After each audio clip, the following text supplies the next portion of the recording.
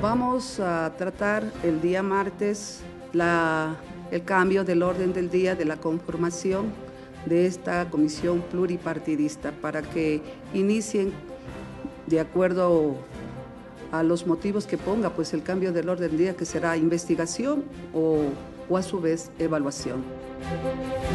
Con este decreto ejecutivo, Rafael Correa autoriza la firma de los convenios de líneas de crédito y también que estas líneas de crédito se paguen con petróleo. Va a estar ya normado para que todo tipo de proyectos de vivienda que hayan sido impulsados del Ejecutivo a través de esta norma legal puedan ya tener argumentos para que sean totalmente garantizados una vivienda saludable.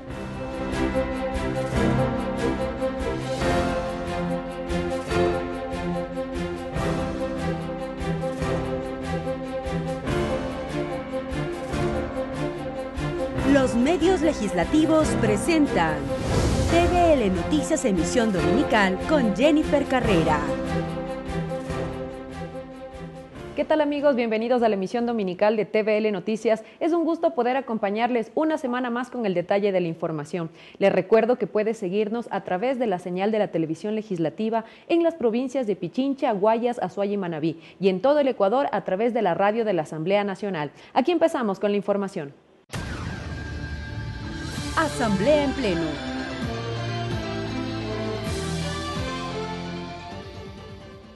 En la sesión 770 del Pleno de la Asamblea Nacional se dio paso a dos cambios del orden del día. El primero para declarar el 19 de enero como el Día del Guardavida Ecuatoriano y el segundo para rechazar las expresiones emitidas por el presidente de la República en contra del Parlamento. Con 116 legisladores presentes se dio inicio a la sesión del Pleno 770 para tratar varios puntos. Previo al debate de los mismos fueron presentados tres cambios en el orden del día. El primero, reconocer el trabajo y esfuerzo inigualable que realizan los guardavidas, con el propósito de incentivar, estimular y resaltar la riesgosa actividad de este contingente humano. Fue la motivación de la propuesta de resolución de la legisladora por Santa Elena, María del Carmen Aquino, para declarar el 19 de enero de cada año como el Día del Guardavida Ecuatoriano. Y la preparación que conlleva ejercer esta actividad, sino también porque constantemente exponen sus vidas para salvar otras. Tras conocerse el contenido de la propuesta, el Pleno de la Asamblea, con el voto favorable, decidió que en el orden del día de la sesión 770 sea incluido para su análisis. En otro punto, el legislador Juan Fernando Flores, a través de una propuesta de resolución, instó el respeto al derecho internacional y al cumplimiento de los derechos humanos frente al conflicto armado entre Rusia y Ucrania. Que permita justamente tomar una decisión y una postura, que además es algo que otros parlamentos del mundo también ya lo han hecho. La propuesta no contó con los votos suficientes para que sea incluida en el orden del día. Un tercer proyecto de resolución fue de iniciativa del legislador Mario Ruiz.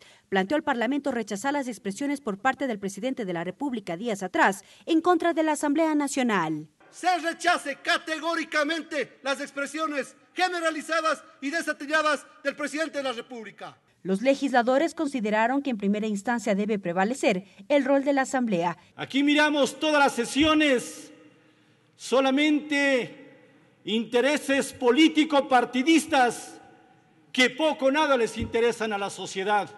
De la calidad de los asambleístas depende la calidad que tenga esta Asamblea Nacional.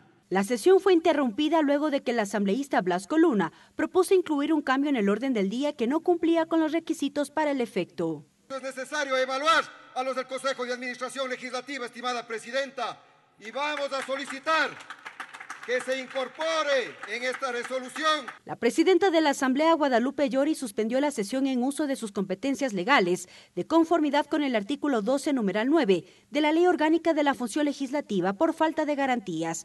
Los proyectos de resolución, el informe del juicio político en contra de Carlos Rofrío, Contralor General Subrogante y otros temas quedaron pendientes para una próxima convocatoria. Mariela Logroño, TVL Noticias. Sumario legislativo. El próximo martes el Pleno de la Asamblea Nacional dará paso a la conformación de una comisión ad hoc, la cual se encargará de evaluar la gestión de los integrantes del Consejo de Administración Legislativa. Así lo anunció la presidenta de la Asamblea Nacional, Guadalupe Llori. Convocatoria a sesión de pleno y conformación de comisión ad hoc. Vamos a tratar el día martes el cambio del orden del día de la conformación de esta comisión pluripartidista para que inicien, de acuerdo a los motivos que ponga, pues el cambio del orden del día, que será investigación o a su vez evaluación. No he cometido ningún incumplimiento y aquí me estoy con esa autoridad legal, esa autoridad también moral de continuar siendo la presidenta de la Asamblea Nacional. Continuación, sesión 766 del Pleno de la Asamblea Nacional. El bloque de UNES, como también el Partido Social Cristiano, demostraron mucha imposición. Bueno, no llegamos a acuerdos en realidad, pero igualmente nos quedamos con las demás bancadas, donde yo al menos acogí el sentir de la mayoría de las bancadas que pedían pues tener un poco más de tiempo con la finalidad de consensuar, dialogar y llegar a acuerdos. Entonces, yo tomé en realidad ese consenso y suspendí la reunión para que tengan ese tiempo y vamos a convocar para el día martes una sesión nueva. Cancelación de convocatoria a sesión de pleno del viernes. No voy a renunciar, primero. Y segundo, en cuanto a la conformación de esta comisión pluripartidista, yo también les he manifestado el día de ayer justamente que estoy de acuerdo, ¿no? Pero que no lo hagan como ya quisieron hacerlo, ¿no? Dentro de un cambio del orden del día que solicitaron, quisieron incluirle igualmente la conformación de esta comisión, que eso era completamente ilegal. La Comisión de Justicia aprobó el informe sobre el veto del Ejecutivo al proyecto de ley que busca garantizar la interrupción voluntaria del embarazo en casos de violación. En el documento se recomienda que el pronunciamiento del Ejecutivo sea analizado por la Corte Constitucional. La Comisión de Justicia aprobó el informe sobre el veto enviado por el Ejecutivo al proyecto de ley que garantiza la interrupción voluntaria del embarazo en casos de violación. En el documento se sugiere remitir el pronunciamiento del primer mandatario a la Corte Constitucional para que se aplique el trámite de control en materia. Esto antes de que el Pleno del Legislativo decida allanarse o ratificarse en el texto. Integrantes de la mesa consideran que en el veto existen violaciones a derechos reconocidos en la Constitución. Hemos mencionado que el artículo 139 de la Constitución a nosotros nos ampara en cuanto a la planificación y análisis de lo que ha sido el veto aparentemente parcial y el envío absoluto al análisis en la Corte, ya que ahí se tienen que tomar las particularidades y las decisiones, muchas de las cuales responde a subjetividades, criterios personales y están totalmente desconectadas con la realidad que vivimos las mujeres, sobre todo en el ámbito de la ruralidad. En la sesión, los comisionados rechazaron también que en el veto se plantee como requisito una denuncia juramentada por parte de la víctima para acceder a un aborto. Que una niña violada, una niña de 9 años, violentada por cualquiera de sus miembros integrantes de su entorno familiar, tenga que acudir con él de la mano, con el violador, ante una notaría, por favor, y a relatar ahí los hechos sucedidos. Eso también es revictimización, pues. La aprobación del informe contó con el voto favorable de 8 legisladores y el voto en contra del parlamentario Ricardo Vanegas, quien sostuvo que, según la normativa, a la Corte Constitucional no le compete analizar el veto.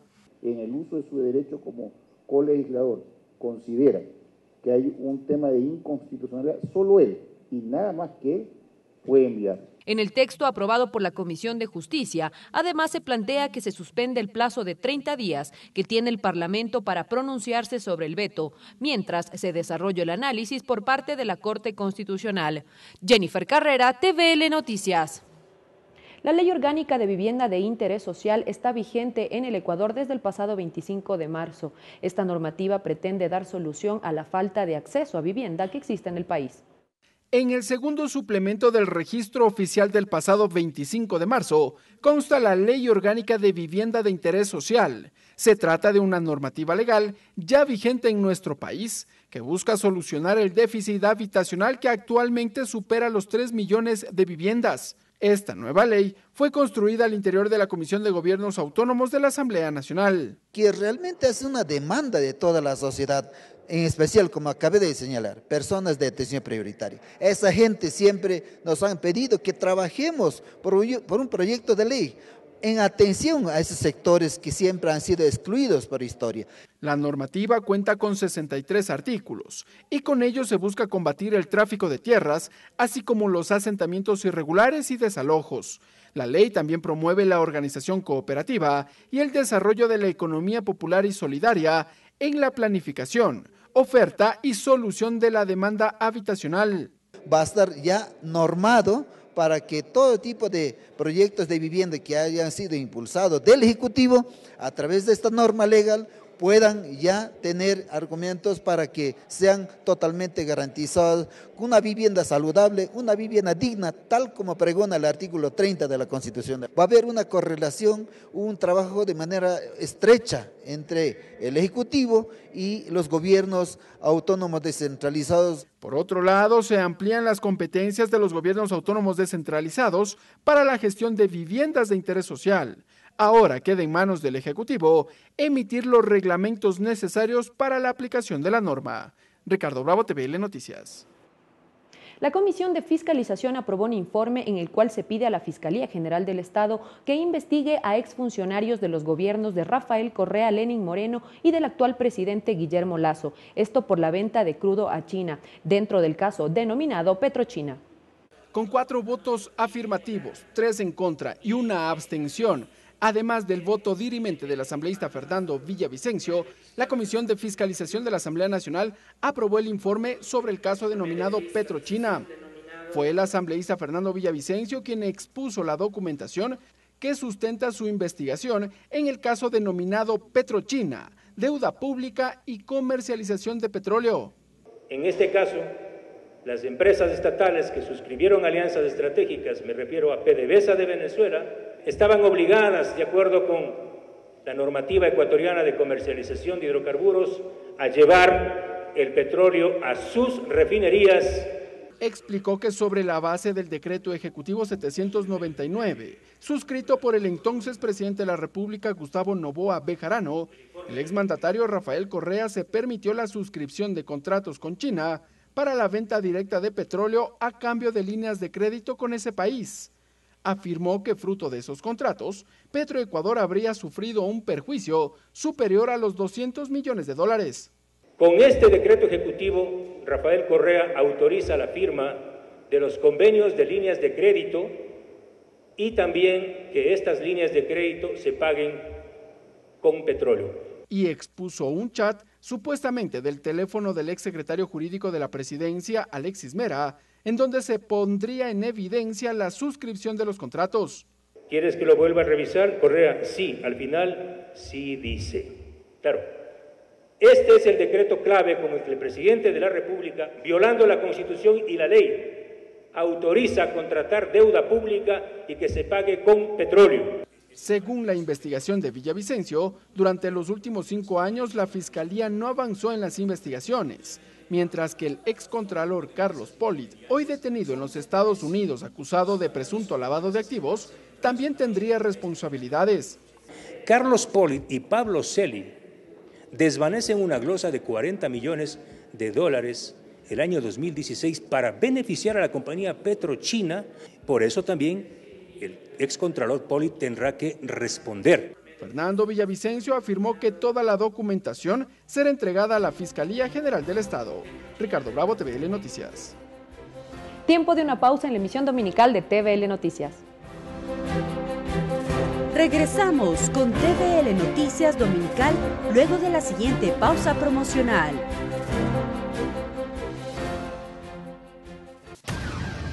Sumario legislativo. La Comisión Ocasional de Enmiendas avanza con el trámite de la enmienda constitucional propuesta por el exlegislador Marcelo Simbaña, la misma que pretende fortalecer la capacidad de la Asamblea Nacional al momento de aprobar el presupuesto general del Estado. La mesa recibió a varios expertos.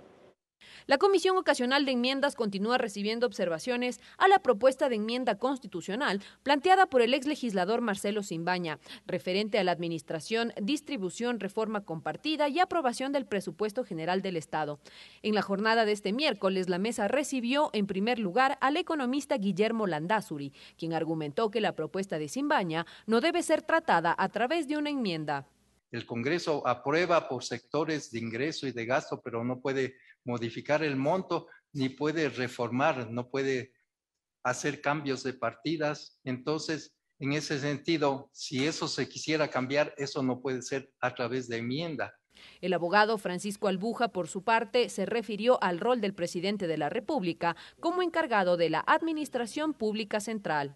Pues no hay mayor intención, creo yo, en señalar que el artículo 141 afecte o intente poner al presidente de la República sobre las otras funciones del Estado. Entonces, simplemente indicar que el artículo 141, tal como se sugiere, es viable en la enmienda. Frente a la renuncia del presidente de la comisión, Francisco Jiménez, a su calidad de legislador, la vicepresidenta Isabel Enríquez presidió la sesión. Se tiene previsto que en una próxima convocatoria se oficialice la postulación de Enríquez. Así también se realizará la elección de un vicepresidente. Jennifer Carrera, TVL Noticias. En el marco del análisis de la reformatoria al Código Orgánico Monetario y Financiero, la Comisión de Régimen Económico recibió varios aportes. Uno de los temas que se analizó fue el refinanciamiento de deudas. El proyecto de ley orgánica reformatoria al Código Orgánico Monetario y Financiero recibió nuevos aportes. José Gabriel Castillo, viceministro de Economía, no compartió el cambio de reestructuración y la representatividad de gobernanza de las juntas monetarias y financieras. Aclaró que la normativa vigente fortalece la dolarización y la estabilidad económica del país. Se entiende que las decisiones que tienen que tomarse en materia monetaria y financiera deben tener una independencia del ciclo político al que evidentemente cada una de las carteras de Estado está sujeto. Indicó que el cálculo de las tasas de interés está reglamentado por el Banco Central del Ecuador y la Junta de Regulación Monetaria. Además, recalcó que la banca pública financió la deuda de los clientes tras la pandemia del COVID-19. En el caso del crédito de consumo prioritario, una reducción de 1.32. En el caso del microcrédito de acumulación ampliada, una reducción de 3.74 puntos. En el caso del microcrédito de acumulación simple, una reducción de 5,12 puntos porcentuales. Criterio con el que compartió el presidente de la Asociación de Bancos del Ecuador, Marco Rodríguez, quien aseveró que las entidades financieras dieron provisiones para evitar los riesgos de aumento de morosidad de los clientes. Las actividades financieras, señores asambleístas, son la segunda actividad que más contribuye en la recaudación de impuestos y tributos al Estado. El 18% de la totalidad de recaudación corresponde a las actividades financieras. Según Rodríguez, la eventual reducción de las tasas de interés afectaría al sistema financiero, por lo que no compartió esta posibilidad. Las tasas de interés se vienen reduciendo pese a que las provisiones de la cartera efectivamente se continúan constituyendo porque la cartera crece. Frente a las reformas de Código Orgánico Monetario y Financiero, los representantes de la banca recomendaron a la Comisión considerar la norma actual que determina las atribuciones y las instancias de regulación del sistema financiero nacional. Sean artículos que no sean incluidos en ese proyecto, precisamente porque alteran las condiciones de natural decisión técnica que deben tener estos cuerpos. La mesa tenía previsto recibir a la titular de la Superintendencia de Bancos, Rosa Guerrero, quien envió a su reemplazo. Los legisladores resolvieron llamar de manera presencial e indelegable para los próximos días. Rolando Ayauca, TVL Noticias. La Comisión de Soberanía Alimentaria avanza con el análisis del proyecto de ley orgánica de incentivos a la pesca artesanal. La mesa recibió observaciones a la norma por parte del Ministerio de Finanzas y por la Junta Nacional de Defensa del Artesano. Vía telemática acudieron los delegados del Ministerio de Economía y de la Producción a la Comisión de Soberanía Alimentaria para entregar sus observaciones al proyecto de ley de incentivos a la pesca artesanal. Olga Núñez, del Ministerio de Economía y Finanzas, sugirió revisar la normativa relacionada con las líneas de crédito para los pescadores artesanales. Al contemplar un subsidio, debería tener una fuente de financiamiento correspondiente. Recordó que dentro del decreto ejecutivo 284 del 10 de diciembre de 2021 se tiene previsto una subvención parcial con asignación de recursos presupuestarios, los que serán canalizados a través de la banca pública, dijo. La medida tiene por objeto contribuir al fomento de la producción y empleo pleno a través del apoyo a micros, pequeños y medianos productores y a sus organizaciones con énfasis en los sectores rural y urbano marginal. De su lado, el viceministro de Acuicultura y Pesca, Andrés Arens, señaló que se debe ampliar la oferta para la entrega de líneas de crédito a los pescadores artesanales. Sin embargo, sí vemos que es necesario generar un sistema o mejorar el sistema de incentivos del sector de la pesca artesanal. Estos incentivos deberán estar debidamente sustentados, necesitan también, como manifestaba el economista Núñez, estar financiados dentro del presupuesto nacional. La comisión recogió los criterios y recomendaciones y se mantiene en sesiones con representantes del sector público, pescadores artesanales y comunidad con el objetivo de construir una ley orgánica de incentivos a la pesca artesanal. Ricardo Bravo, TVL Noticias. Docentes e investigadores se dieron cita en la Comisión de Participación Ciudadana de la Asamblea Nacional. Aquí entregaron sus aportes al proyecto de ley de transparencia y acceso a la información pública. El primero en intervenir fue Julio López, director de Proyectos e Innovación de la Fundación DataLat. Resaltó varios aspectos de la normativa. Habló sobre los datos abiertos y gobierno abierto. Y justamente se incluye la definición de datos abiertos, la cual no es la misma que, por ejemplo, se incluye en la política de datos abiertos que ya fue aprobada en el 2020, cuyo órgano rector en este caso es el MINTEL, pero el gobierno central. Y ahí, en el artículo 4 de la política, se define claramente qué son datos abiertos y eso es lo que actualmente se aplica en todas las entidades del gobierno central. Resolver el problema de la opacidad y atacar directamente los riesgos de la corrupción fue el criterio de Irma Jara, docente del Instituto de Altos Estudios. Sostuvo que la ciudadanía ha aprendido que la transparencia en la información pública es importante.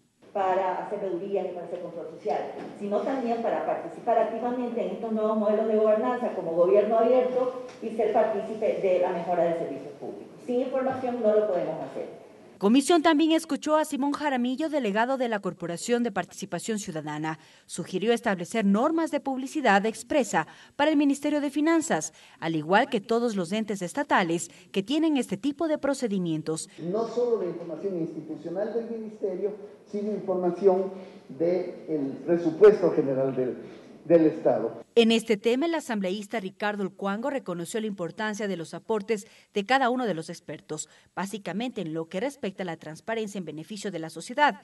Expresó que el tema de la deuda pública no debería ser secreto.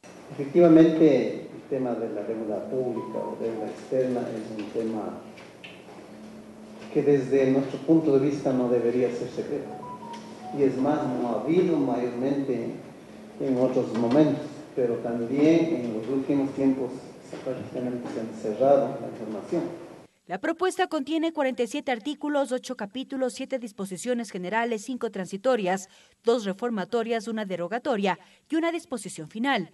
La propuesta plantea fortalecer el pleno ejercicio del derecho humano al acceso a la información y competencias de la Defensoría del Pueblo. Mariela Logroño, TVL Noticias. La Comisión de Niñez avanza con el análisis artículo por artículo del proyecto de Código Orgánico para la Protección Integral de Niños, Niñas y Adolescentes. La vacunación y el acceso a la seguridad social fueron temas de análisis. La Comisión de Niñez continúa con el análisis artículo por artículo del proyecto de Código Orgánico para la Protección Integral de Niños, Niñas y Adolescentes. Uno de los artículos que se sometió a debate fue el que trata el derecho al acceso prioritario a medicamentos y vacunas. A criterio de la legisladora Esther Cuesta, se debe estipular en la norma que es el Estado quien debe garantizar la medicación. A mí me preocupa que le estamos cargando a la sociedad la aplicación progresiva de políticas públicas, investigación, desarrollo, reglas de propiedad intelectual, comercio e inversión, cuando son atribuciones específicas del Estado. El artículo 54 sobre el derecho a la seguridad social de niños, niñas y adolescentes fue discutido. La legisladora Amada Ortiz se refirió a la importancia de esta garantía para que los menores tengan atención médica. Obligatoriamente deberá incorporar políticas públicas pertinentes en razón de atender un derecho a la salud en seres humanos o ciudadanos que son prioritarios. Respecto al derecho a la identidad de género y orientación sexual de menores, los legisladores Lenin Lara y Vanessa Freire plantearon su preocupación al respecto. La autonomía de esta niña, de este niño, de este adolescente, sí, eso no significa que no genere un problema quizás moral, quizás ético. Hacer algo que no sea tan impactante quizás para muchos de los ecuatorianos, quienes no están aún preparados para esta adaptación de lo que dice en el primer párrafo. La sesión además contó con el acompañamiento de representantes de la UNICEF, quienes brindaron sus criterios sobre los distintos nudos de la normativa. Jennifer Carrera, TVL Noticias. La Comisión de Educación recibió a representantes de varias entidades, quienes brindaron sus observaciones al proyecto de ley para la creación de la Universidad de Seguridad Ciudadana y Ciencias Policiales. Autoridades coincidieron en que la iniciativa cumple con todos los requisitos para ser viable. Avanza el tratamiento del proyecto de ley de creación de la Universidad de Seguridad Ciudadana y Ciencias Policiales de iniciativa del asambleísta Rocío Guandón Luisa. La propuesta plantea la creación de la universidad como una institución superior, adscrita a la Policía Nacional con personería jurídica. Desde el Consejo de Educación Superior, su delegada Carmen Álvarez expuso los datos informativos tras un análisis técnico. El nombre propuesto, Universidad de Seguridad Ciudadana y Ciencias Policiales. Promotores del proyecto, Ministerio de Gobierno y Policía Nacional. Ubicación, en Quito, en las instalaciones de la Escuela Superior de Policía. Tipo de financiamiento público. Fecha de aprobación de este contrato, el 12 de agosto de 2021. La oferta académica, licenciatura en Gestión de Seguridad Ciudadana, licenciatura en Investigación Criminal y Forense, licenciatura en Inteligencia Estratégica y Prospectiva.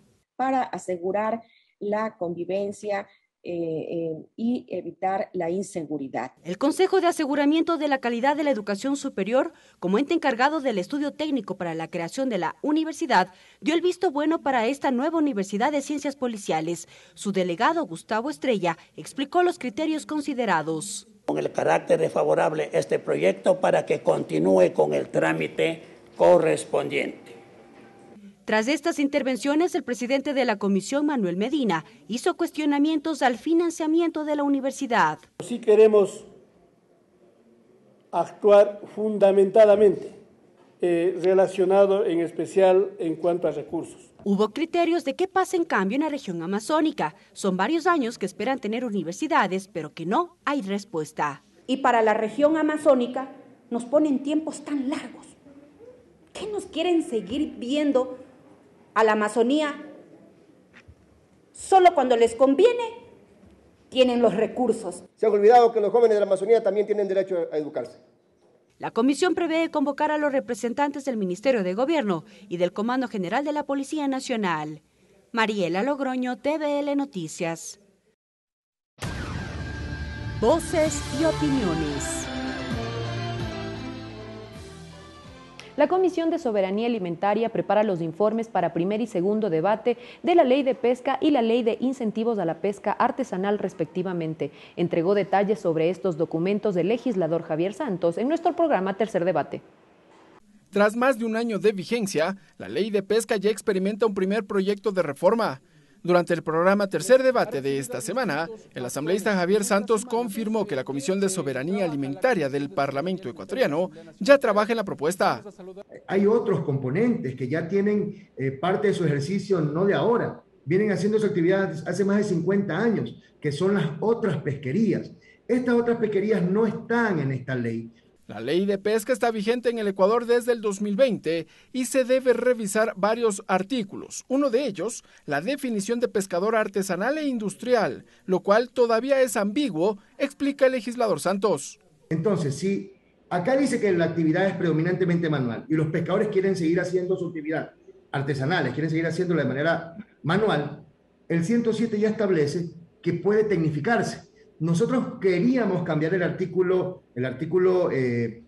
7, el numeral 11, aumentándole justamente esta posibilidad de tecnificación. lo que finalmente deberá ser revisado ante una posible antinomia jurídica, dice Santos.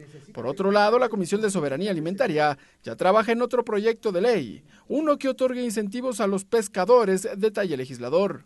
Nosotros estamos incorporando el Código Monetario. Ahora sí, la palabra. El Estado garantizará el otorgamiento de créditos a los pescadores artesanales. Garantizará el otorgamiento de créditos a los pescadores artesanales a través de establecimiento de segmentos y tasas de interés preferenciales dirigidas a este sector.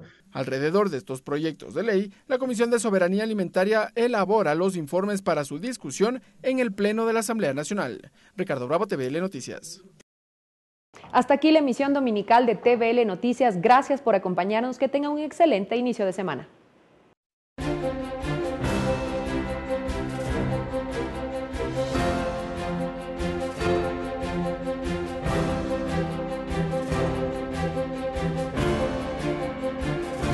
Los medios legislativos presentaron TVL Noticias, emisión dominical.